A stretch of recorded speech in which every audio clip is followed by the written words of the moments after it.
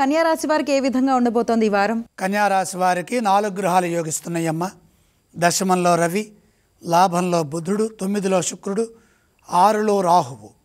ఉత్తమ ఫలితాలు లభిస్తాయి. ఉద్యోగస్తులకు కలిసి వస్తుంది. ఉద్యోగంలో ఉన్నత స్థితి గోచరిస్తోంది. కాలానుగుణంగా నిర్ణయాలు తీసుకుంటూ మీ లక్ష్యాలను మీరు పూర్తి చేయండి.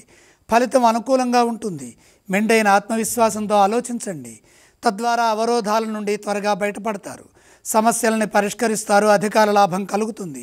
తోటి ఉద్యోగస్తుల నుండి ప్రశంసలు, గౌరవము ఇవన్నీ లభిస్తాయి. గౌరవప్రదమైన జీవనాన్ని కొనసాగిస్తారు. ఎదురు చూస్తున్న పనుల్లో పురోగతి ఉంటుంది. సాంకేతికంగా అభివృద్ధిని సాధిస్తారు.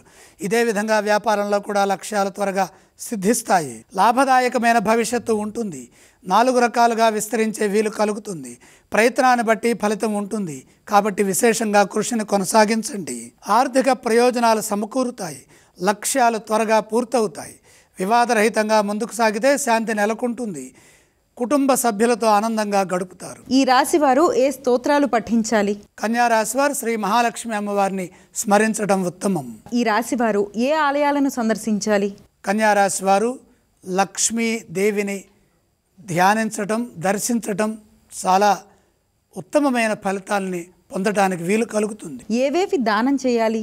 దానాలు అవసరం లేదు.